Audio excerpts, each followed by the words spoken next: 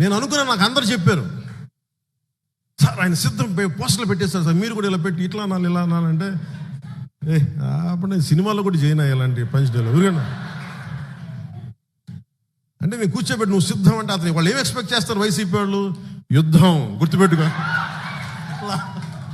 నాకు ఎలా ఉంటుందంటే నేను సినిమాలో చెప్పడానికి కూడా ఇబ్బంది పడుతున్నాను, అది చాలా సిల్లీగా ఉంటుంది నాకు. త్రివిక్రమ్ గారు మన భీమవరం వాస్తవ్యంలో నా సన్నిహితులు మిత్రులు ఆయన డైలాగ్ చెప్పారు అత్తారింటి దారిలో, సింహం గెడ్డం గీసుకుంటుంది, నేను గెడ్డం మర్చిపోయాను, సింహం గెడ్డం గీసుకొని నేను గీసుకున్నాను అంతే తేడా. నేను చెప్పాను సార్, నేను సింహం ఇవన్నీ ఇబ్బందిగా ఉంటాయి సార్, నేను చెప్పలేను ఈ డైలాగ్. ఆయన నా బాధ భరించలేక దాన్ని కామెడీగా చెప్పమన్నాడు. కామెడీగా అయితే పర్లేదు, ఏదో చెప్పుకుంటూ వెళ్ళిపోతామని.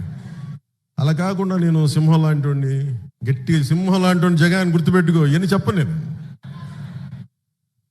అవన్నీ అడవిలో ఉండాల్సిన సింహాలు ఇవన్నీ మనం కాదు, మన మనుషులు సమాజంలో ఉంటాం. సినిమాల కోసం ఏదో సరదాగా పంచడానికి వేస్తాం కానీ సినిమా ఆ ప్రేక్షకులకి కథాంశంగా చెప్పడానికి తప్ప నిజ జీవితంలో నేను ఇలాంటి మాటలు నేను మాట్లాడను. నిజ జీవితంలో నీకు గొడవ కావాలంటే కొట్లాడతా, పబ్లిక్ పాలసీ మీద మాట్లాడతా. నువ్వు వైజాగ్లో నన్ను ఆపాలనుకుంటే నా సత్తా చూపిస్తా. నువ్వు ఆంధ్రప్రదేశ్ బార్డర్లో నన్ను ఆపితే నెట్టుకొని బద్దలు కొట్టుకొని ముందుకు వస్తే నేను నోటితో మాట్లాడను, నడిచి చూపిస్తా.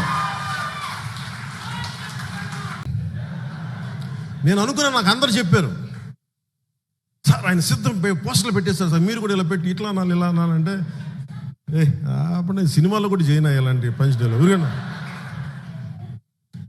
అంటే నేను కూర్చోబెట్టి నువ్వు సిద్ధం అంటే అతను వాళ్ళు ఏం ఎక్స్పెక్ట్ చేస్తారు వైసీపీ వాళ్ళు? యుద్ధం, గుర్తుపెట్టుకో. నాకు ఎలా ఉంటుందంటే నేను సినిమాలో చెప్పడానికి కూడా ఇబ్బంది పడుతున్నాను, అది చాలా సిల్లీగా ఉంటుంది నాకు. త్రివిక్రమ్ గారు మన భీమవరం వాస్తవ్యంలో నా సన్నిహితులు మిత్రులు ఆయన డైలాగ్ చెప్పారు అత్తారింటి దారిలో, సింహం గెడ్డం గీసుకుంటుంది, నేను గెడ్డం మర్చిపోయాను, సింహం గెడ్డం గీసుకొని నేను గీసుకున్నాను అంతే తేడా. నేను చెప్పాను సార్, నేను సింహం ఇవన్నీ ఇబ్బందిగా ఉంటాయి సార్, నేను చెప్పలేను ఈ డైలాగ్.